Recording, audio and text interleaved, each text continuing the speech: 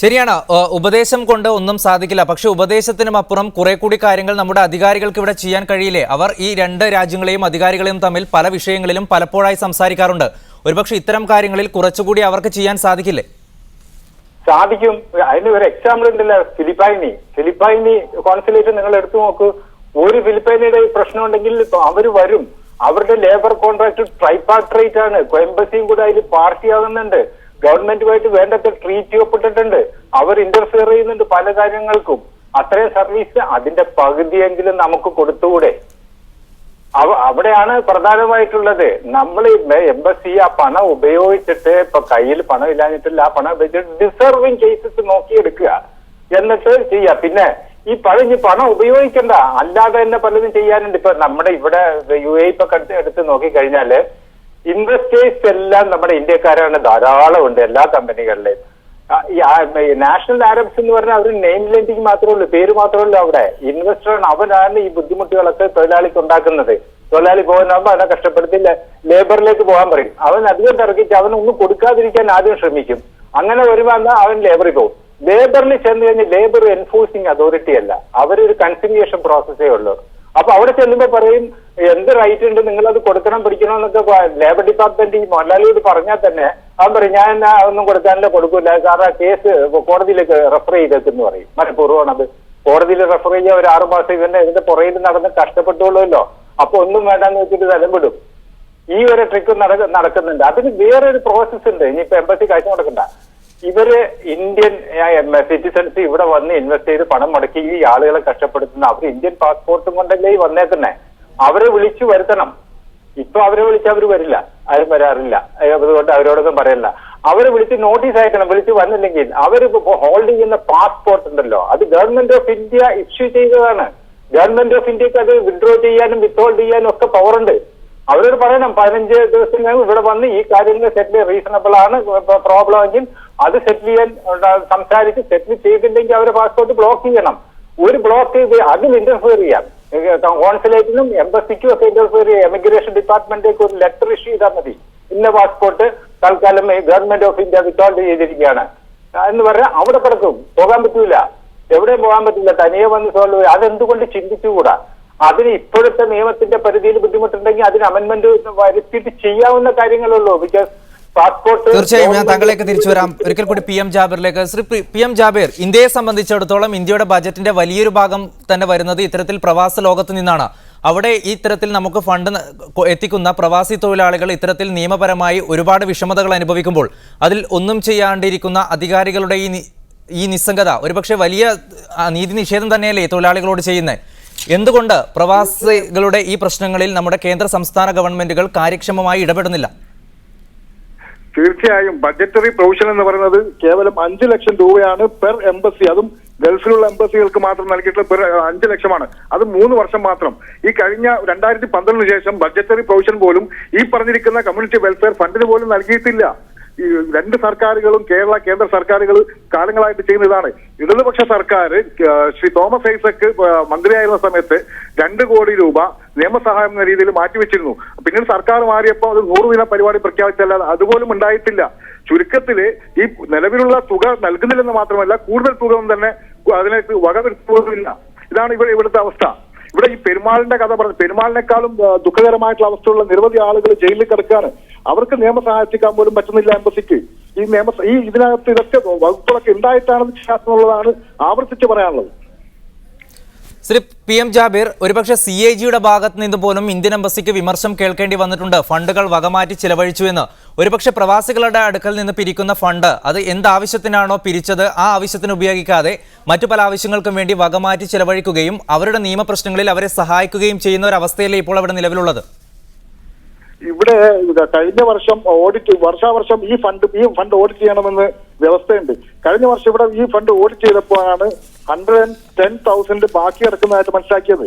അതിനുശേഷമുള്ള കാര്യമാണ് ഞാൻ പറഞ്ഞ 160,000. ഇത് വകമാറ്റി ചെലവഴിക്കാണ്, മറ്റു പാർട്ടികൾ നൽകാനും മറ്റുമൊക്കെ ഇത് ചെലവഴിക്കാണ്.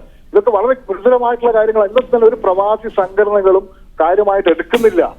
ഒരു പ്രവാസി സംഘടന ഇതിനെതിരെ ശബ്ദം ഉയർത്തുന്നില്ല. നിരവധി ആളുകൾ ജയിലിൽ കിടക്കുന്ന സമയത്താണ് ഈ അവസ്ഥ. ദുബായിൽ നിന്നും വ്യത്യസ്തമാണ് സൗദിയോ മസ്കറ്റോ ഒമാനോ ഖത്തറോ പോലുള്ള രാജ്യങ്ങളിലെ അവസ്ഥ. അവിടെ ഇന്ത്യൻ ഇൻവെസ്റ്റേഴ്സ് വളരെ കുറവാണ്. ഇവിടെയൊക്കെ ലോക്കൽ ഇൻവെസ്റ്റേഴ്സ് ആണ്, ലോക്കൽ സ്പോൺസർമാരാണുള്ളത്. അവരോട് പാസ്പോർട്ട് ഇവിടെ തരണം എന്ന് പറഞ്ഞാൽ അവർ കേൾക്കില്ല. അവരോട് എംബസി വിളിച്ച് പാസ്പോർട്ട് ഏൽപ്പിക്കണം എന്ന് പറഞ്ഞാൽ അവർ കേൾക്കില്ല. മറിച്ച് അവര് തൊഴിലാളികളെ കള്ളക്കേസിലും മറ്റ് കുടുക്കിയാണ് അകത്തിടുന്നത്. അതിന് സഹായം നൽകാൻ പോലും എംബസികൾക്ക് ഈ ഫണ്ടിൽ നിന്ന് സാധിക്കുന്നില്ല. പലപ്പോഴും ഈ ഫണ്ടിൽ നിന്ന് ചെറിയൊരു തുക മാത്രം എടുത്തൊരു ഇന്റർപ്രറ്റർ മാത്രം വിട്ടാൽ പരിഹരിക്കാവുന്ന കേസുകൾ പോലും അങ്ങനെ ചെയ്യുന്നില്ല. തിരിച്ചുവരാം താങ്കളിലേക്ക്. അഡ്വക്കേറ്റ് ദീപ സുധീർ, ഒരുപക്ഷെ ഉപദേശത്തിനും അപ്പുറം അഭിഭാഷകരായ നിങ്ങൾക്ക് ഈ ഉപദേശം നൽകുകയും അവർക്ക് കൃത്യമായൊരു വഴി കാണിച്ചു കൊടുക്കുകയും അല്ലാതെ അവരുടെ പ്രശ്നങ്ങളിൽ ഇടപെടാൻ സാധിക്കുന്നില്ല ഇപ്പോൾ. അതിന് നിങ്ങൾ ഒരുപാട് പ്രതിസന്ധികൾ അനുഭവിക്കുന്നുണ്ടോ അവിടെ? ഇല്ല, നമ്മൾക്ക് ഇന്ത്യൻ ലോയേഴ്സിന് എല്ലായ്പ്പോഴും ലിമിറ്റേഷൻസ് ഉണ്ട്. നമ്മൾ ഈ പറഞ്ഞ പോലെ നമ്മൾ ഉപദേശം മാത്രം നമ്മൾ കൊടുത്തു വിടുക അല്ല ചെയ്യുന്നത്. നമ്മളിപ്പോ ലേബർ ഡിപ്പാർട്ട്മെന്റിലേക്ക് പോകണം, എങ്ങനെ എഴുതണം, അതെല്ലാം നമ്മൾ നമ്മുടെ രീതിയിൽ നമ്മുടെ ഓഫീസ് ത്രൂ നമ്മൾ ഹെൽപ്പ് ചെയ്യുന്നുണ്ട്. ഇപ്പൊ ഞാനൊന്ന് ചോദിച്ചോട്ടെ, 60 റിയാൽ അല്ലെങ്കിൽ 70 റിയാൽ സാലറി വാങ്ങിക്കുന്ന ഒരു വ്യക്തി 3 മാസം അല്ലെങ്കിൽ 4 മാസം ശമ്പളം കിട്ടിയില്ല എന്ന് പറഞ്ഞ് നമ്മളുടെ മുമ്പിൽ വന്ന് പറയുമ്പോൾ നമ്മൾ അവരിൽ നിന്ന് എന്ത് ഫീസാണ് വാങ്ങിക്കുന്നത്? ഇപ്പോ ഇന്ത്യൻ എംബസിന്ന് ഓരോ ലേബർ കേസിനും ഇത്ര എമൗണ്ട് എന്ന് പറഞ്ഞിട്ട് ഞങ്ങൾക്ക് ഒരു ഫീസും ഇവിടെ ഡിസൈഡ് ചെയ്തിട്ടില്ല. അങ്ങനെ ഒരു ഫീസൊന്നും ഇല്ല. അപ്പോ അത് മറ്റുള്ള അവരുടെ കയ്യിൽ നിന്ന് തന്നെ ഫീസ് ഈടാക്കുക, അത് മറ്റുള്ള ഓഫീസുകളെ വെച്ചിട്ട് എംബസിയുടെ പാനലിലെ ലോയേഴ്സ് വളരെ ചെറിയൊരു ഫീസ് വാങ്ങിക്കാം. അതാണ് വ്യവസ്ഥ. അല്ലാതെ ഇന്ത്യൻ എംബസിന്ന് ഒരു ഫണ്ടും നമുക്ക് അങ്ങനെ കിട്ടുന്നില്ല. അപ്പൊ നമ്മൾ എന്ത് ചെയ്യും? ഇങ്ങനെ വരുന്ന വ്യക്തികളുടെ കയ്യിൽ നിന്ന് നമ്മൾ എത്ര രൂപ ഫണ്ട്, എത്ര റിയാൽ നമ്മൾ ചോദിച്ചു വാങ്ങിക്കും?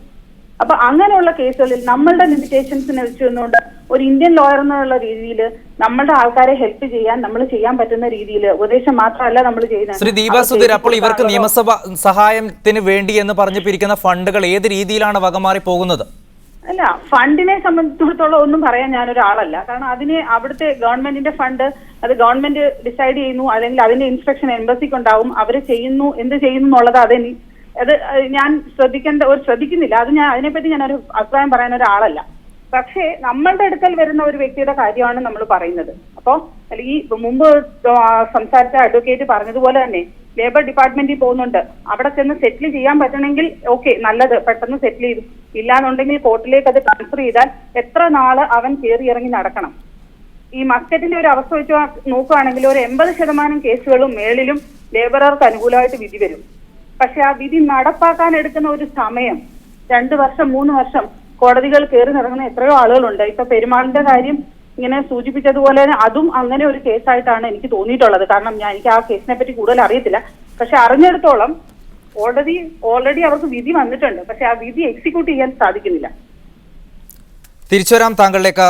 ശ്രീ അബ്ദുൾ അസീസ്, ചെറിയ കുറ്റങ്ങൾക്കോ ചിലപ്പോൾ ഒരു കുറ്റവും ചെയ്യാതെ ജയിലിലടക്കപ്പെടുന്നവരെ സഹായിക്കുവാൻ വേണ്ടി നോർക്കയുടെ നേതൃത്വത്തിൽ, പ്രവാസികാര്യ വകുപ്പിന്റെ നേതൃത്വത്തിൽ പ്രവാസി നിയമ സെല്ല് രൂപീകരിക്കും എന്ന് വളരെ മുമ്പ് തന്നെ നമ്മുടെ അധികാരികൾ പ്രഖ്യാപിച്ചതാണ്. അത്തരത്തിലുള്ള ഒരു പ്രവർത്തനം നടക്കുന്നുണ്ടോ അവിടെ ആ സെല്ലിന്റെ? ഒരു കാര്യം പ്രത്യേകിച്ച് ഞാൻ ഓർമ്മിപ്പിക്കാണ്. കുറച്ചു കാലത്ത് പറഞ്ഞല്ലോ, ഒരു കുറ്റം ചെയ്യാതെ ജയിലിൽ കിടക്കുന്ന ആളുകളെ സംരക്ഷിക്കാൻ അവരെ രക്ഷപ്പെടുത്തി വിടാനുള്ള ശ്രമം. ഇവിടുത്തെ നിയമം, പ്രൊസീജിയറും കാര്യങ്ങളൊക്കെ അനുസരിച്ചിട്ട് ഒരു കുറ്റം ചെയ്യാത്തവൻ ഒരിക്കലും ജയിലിൽ പോകില്ല. പക്ഷെ അങ്ങനെ പോയിട്ടില്ല എന്ന് ഞാൻ പറയുന്നില്ല, പോയിട്ടുണ്ട്, കിടപ്പുണ്ട്. അത് എന്താ കാരണമെന്നും കൂടെ നിങ്ങൾ അന്വേഷിക്കണം.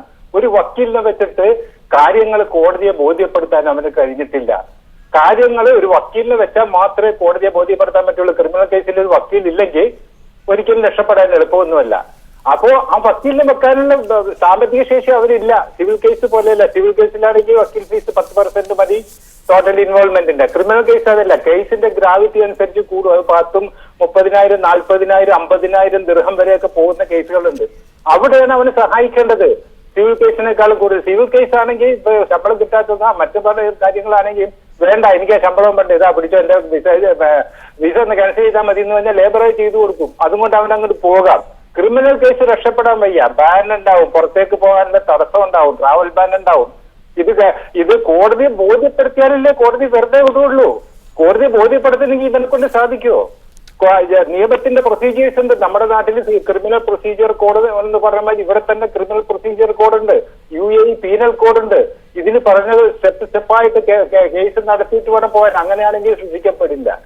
നമ്മുടെ നാട്ടിലേക്കാളും കൂടുതൽ ഇവിടെ ഉറപ്പായിട്ട് ഞാൻ പറയാം, 17 വർഷത്തോളം ഞാൻ കാണുന്നതാണ്, നിരപരാധിയെ ഒരിക്കലും ശിക്ഷിക്കില്ല. പ്രൊവൈഡഡ് അവളുടെ ഇന്നസെൻസ് കോടതിയിൽ പ്രൂവ് ചെയ്യാനുള്ള സാഹചര്യം അവനുണ്ടാകണം. ആ സാഹചര്യമാണ് ഒരു വക്കീൽ നമുക്കില്ല. അവിടെ സഹായിക്കണം. അവിടെ സഹായിക്കാൻ ആളില്ല. ഇപ്പോ നമ്മുടെ ഒരു ഫോറിൻ അഫയേഴ്സ്, നമ്മുടെ കോൺസുലേറ്റ് എംബസി മുഴുക്ക ഫോറിൻ അഫയേഴ്സിന്റെ വിദേശകാര്യ മന്ത്രാലയത്തിന്റെ കീഴിലാണ്. ഇവിടെ ക്ഷേമാന്വേഷണത്തിനായിട്ടൊക്കെ വന്നു പോണതൊക്കെ പ്രവാസി മന്ത്രിയാണ്. ഈ പ്രവാസി മന്ത്രിക്ക് കോൺസുലേറ്റിനും എംബസിക്കും ഓർഡർ കൊടുക്കാൻ ഒരു കാര്യങ്ങൾ കൽപ്പിക്കാനുള്ള പവറില്ല. ഇത് രണ്ടും ഇങ്ങനെയുള്ളൊരു കോൺഫ്ലിക്റ്റ് ഉണ്ട്. പിന്നെ അദ്ദേഹം വന്ന് വെൽഫെയർ അന്വേഷിച്ച് അദ്ദേഹവും പോകും. ഞങ്ങൾ അഡ്വൈസ് കൊടുക്കുന്നവർ ഞങ്ങൾ അഡ്വൈസ് കൊടുത്ത് അഡ്വൈസ് ഒക്കെ കേട്ട് പാവങ്ങൾ അവർ അങ്ങ് പോകും. പ്രവാസി മന്ത്രി വന്ന് അത് അന്വേഷിച്ച് അവരുടെ വഴിക്ക് അങ്ങ് പോകും. ഇങ്ങനെ ഒരു കാവോസാണ് ഇപ്പോഴത്തെ അവസ്ഥയിൽ. സംരക്ഷിക്കാൻ സംഘടനകളും ഇല്ല. സംഘടനകൾ ധർമ്മവും മറ്റു പാവപ്പെട്ടവരെ സഹായിക്കാൻ, നാട്ടിൽ സഹായിക്കാൻ വേണ്ടി ഫണ്ട് ധാരാളം ഉണ്ടാക്കിയിട്ട് അങ്ങോട്ട് അയച്ചിട്ട് പ്രചാരണം നടക്കുന്നുണ്ട്. അവര് നാട്ടിൽ സഹായിക്കാൻ നാട്ടുകാരുണ്ട്. ഇവിടെ കഷ്ടപ്പെടുന്നവനെ ആര് സഹായിക്കും? ഈ സംഘടനകൾ മുഴുവൻ അങ്ങോട്ട് തിരിയണം. ഇങ്ങനെ അനുഭവിക്കുന്നവനെ സഹായിക്കാൻ തിരിഞ്ഞാൽ അതായിരിക്കും ഏറ്റവും വലിയ ചാരിറ്റി ചെയ്യാനുള്ളത്. അത് ചെയ്യാൻ ആളില്ല. ആ ഒരു അവസ്ഥയിലാണ് നമ്മുടെ ഇപ്പൊ ഫണ്ടിന്റെ കാര്യമൊക്കെ ഡിസ്കസ് ചെയ്തുകൊണ്ടിരിക്കുമ്പോൾ ഇപ്പൊ അടുത്ത പേപ്പറിലെ റിപ്പോർട്ട് വന്നല്ലോ, റോഡ് ടാക്സ് ആയിട്ട് 15,000 കോടിയൊക്കെയാണ് കൊല്ലത്തിൽ പിരിച്ചെടുക്കുന്നതെന്ന് പറയുന്നത്. എന്നിട്ട് റോഡിന്റെ അവസ്ഥ എന്താണ്? കുഴിയും കൊണ്ടും തന്നെ. ഇപ്പോ വെള്ളപ്പൊക്ക ദുരിതത്തിന് വേണ്ടി കേന്ദ്ര ഫണ്ടിൽ നിന്ന് കുറെ ഫണ്ട് ഇങ്ങോട്ട് വരും. ദുരിതമനുഭവിക്കുന്നവന് അത് കിട്ടാനില്ല. അവന്റെ ദുരിതത്തിൽ തന്നെ അവൻ കഴിഞ്ഞു കൂടുന്നു. അപ്പൊ ഇത് നമ്മുടെ ഒരു ട്രഡീഷനാണ്. ഇവിടെ അത് തന്നെ ഫണ്ടുണ്ട്, വെൽഫെയർ ഫണ്ട്. കഷ്ടപ്പെടുന്ന പ്രവാസി ഇന്നും കഷ്ടപ്പാടിൽ തന്നെ. വ്യക്തമാണ് അബ്ദുള്ള അസീസ്. ഞാൻ തിരിച്ചു വരാം. PM ജാബിർ, ഒരുപക്ഷെ പ്രവാസ ലോകത്ത് നിരപരാധികൾ ശിക്ഷിക്കപ്പെടില്ല, അത് അവിടുത്തെ ഒരു പ്രത്യേകതയാണ്, അല്ലെങ്കിൽ അത് പക്ഷേ അവൻ നിരപരാധിയാണ് എന്ന് തെളിയിക്കാൻ കോടതിയിൽ പോകാൻ ഒരു അഭിഭാഷകന്റെ സഹായം പോലും പ്രവാസികൾക്ക് അവിടെ ലഭിക്കുന്നില്ല. വളരെ ഗുരുതരമല്ലേ ഈ സ്ഥിതി വിവരം? തീർച്ചയായും ഇവിടെ പ്രൊവൈഡഡ് എന്ന് പറഞ്ഞത്, provided he gets legal assistance ഞാൻ പറയാണ്. ഇവിടെ എനിക്കറിയാവുന്ന 3 പേര് കഴിഞ്ഞ 15 വർഷമായി ജീവപര്യന്തം തടവിന് ശിക്ഷിക്കപ്പെട്ട് ഒമാനിലെ ജയിലിലുണ്ട്. 15-ൽ കൂടുതൽ ഇന്ത്യക്കാരാണ് ആകെ ഇപ്പോ ഒമാൻ ജയിലിലുള്ളത്, ജീവപര്യന്തത്തിലോ അല്ലെങ്കിൽ വധശിക്ഷയ്ക്കുള്ളത്. ഇതിൽ 3 പേര് അവർ നിരപരാധികളാണെന്ന് അവരുടെ വെർഡിക്റ്റിൽ എഴുതി വെച്ചിരിക്കുന്നു. വെർഡിക്റ്റിൽ എഴുതി വെച്ചിട്ട് പോലും അവർക്ക് യഥാസമയം എപ്പിയിൽ പോകാനുള്ള നിയമസഹായം കിട്ടിയില്ല. 15 വർഷമായി അവർ ജയിലിനകത്ത് കിടന്ന് കഷ്ടപ്പെടുകയാണ്. ഈ കഴിഞ്ഞ 6 വർഷമായി അവർക്ക് വേണ്ടി ദയാഹർജി ഉണ്ടാക്കി അയക്കുകയാണ് ഞാൻ. ആ ദയാഹർജി എങ്ങനെ തയ്യാറാക്കണമെന്ന് എവിടെ എത്തിക്കണമെന്ന് പോലും ഉപദേശിക്കാൻ എംബസിക്ക് സാധിക്കുന്നില്ല, അല്ലെ എംപാനൽ ലോയർമാർക്ക് സാധിക്കില്ല. തീർച്ചയായും എന്നെ വളരെയധികം സഹായിക്കുന്ന വക്കീലന്മാരാണ്. ദീപ വക്കീലായാലും ഗിരീഷ് ആയാലും മറ്റു വക്കീലന്മാരൊക്കെ തന്നെ എംബസി എംപാനൽ ലോയർമാർ. അതിനുള്ള ഒരു വകുപ്പ് ചെയ്യിക്കാൻ എംബസിക്ക് സാധിക്കുന്നില്ല. അതുകൊണ്ട് ഇവരെ പോലെ നിരപരാധിയായിട്ടുള്ള നിരവധി ആളുകൾ ജയിലിൽ കിടക്കുകയാണ്. നിരപരാധി എന്ന് തന്നെ ഞാൻ അടിവരയിടുകയാണ്. നിരപരാധി തന്നെയാണ്. നിരപരാധി കാരണം അവർക്ക് യഥാസമയം നിയമസഹായം ലഭിച്ചില്ല എന്നതുകൊണ്ട് കൊണ്ട് നിരപരാധിയാണ്. അപ്പൊ എംബസിയുടെ കൊള്ളരുതായ്മകൾ തന്നെയാണ്, എംബസി തന്നെയാണ് ഇതിന് ഉത്തരവാദികൾ. വ്യക്തമാണ്. ഞാൻ താങ്കളിലേക്ക് തിരിച്ചു വരാം. അഡ്വക്കേറ്റ് ദീപ സുധീർ, പ്രവാസ ലോകത്ത് പ്രശ്നങ്ങളിൽ പെട്ടുഴലുന്ന സ്ത്രീകൾക്ക് വേണ്ടി ഒരുപക്ഷെ സഹായം എത്തിക്കാൻ അവിടെ അഭയകേന്ദ്രങ്ങളുണ്ട്. പക്ഷേ പല പ്രശ്നങ്ങളിൽ പെട്ടുഴലുന്ന പുരുഷന്മാർക്ക് വേണ്ടി പലപ്പോഴും അവിടെ ശബ്ദിക്കാൻ ഇത്തരത്തിൽ കേന്ദ്രങ്ങൾ ഉണ്ടാകുന്നില്ല. എന്തുകൊണ്ടാണത്? ഇവിടെ ഇപ്പൊ മസ്കറ്റിൽ ഞാൻ പറയുന്നത് മസ്കറ്റിലെ കാര്യമാണ്. മസ്കറ്റിലെ ഇന്ത്യൻ എംബസിയുടെ കീഴിൽ ഒരു ഷെൽട്ടർ ഉണ്ട് സ്ത്രീകൾക്ക് വേണ്ടിയിട്ടുള്ളത്. പക്ഷേ അത് തന്നെ നിയമപരമായിട്ടുള്ളതാണോ എന്ന് ചോദിച്ചാൽ അല്ല. നമ്മളുടെ എംബസിയുടെ അണ്ടറിൽ നമ്മളൊരു ഷെൽട്ടർ ഉണ്ടാക്കുന്നുള്ളൂ, നിയമപരമാണോ എന്ന് ചോദിച്ചാൽ അല്ല. പിന്നെ ഇവിടെ പുരുഷന്മാർക്ക് ഈ പറഞ്ഞതുപോലെ ഈ കഴിഞ്ഞ ഓപ്പൺ ഹൗസിന്, ലാസ്റ്റ് ഫ്രൈഡേയിലുള്ള ഓപ്പൺ ഹൗസിന് പോലും ഈ ഒരു ചോദ്യം അംബാസഡറിന് മുമ്പിൽ എത്തിയതാണ്. അപ്പൊ അദ്ദേഹം അതിന് ക്ലിയർ ആയിട്ട് മറുപടിയും പറയുന്നത് ഞാൻ കേട്ടതാണ്. കാരണം ഇവിടെ അങ്ങനെ ഒരു ക്ലോസ് ഇല്ല എന്നുള്ള രീതിയിലാണ് അദ്ദേഹം അന്ന് സംസാരിച്ച് ഞാൻ അവിടെ കേട്ടത്. അപ്പോൾ പലരും ചെയ്യുന്നത്, ഇവിടെ പലരും പല സോഷ്യൽ സംഘടനകളുമാണ് ഇങ്ങനെ വരുന്ന ആൾക്കാർക്ക് അഭയം കൊടുക്കുന്നതും ചിലപ്പോൾ അവരെ താമസിപ്പിക്കുന്നതും. ചിലര് കൂട്ടുകാർ കൊണ്ടുവന്ന് അവരുടെ റൂമിൽ താമസിപ്പിക്കുന്നവരുണ്ട്. എംബസിയിൽ നിന്ന് അവർക്കുള്ള ഭക്ഷണത്തിനുള്ള ചെലവുകൾ കൊടുക്കുന്നത് നമ്മൾ കാണാറുണ്ട്. വ്യക്തമാണ്. വളരെയധികം നന്ദി advocate Abdulla Aziz, PM Jabir, advocate Deepa Sudheer ഈ ചർച്ചയിൽ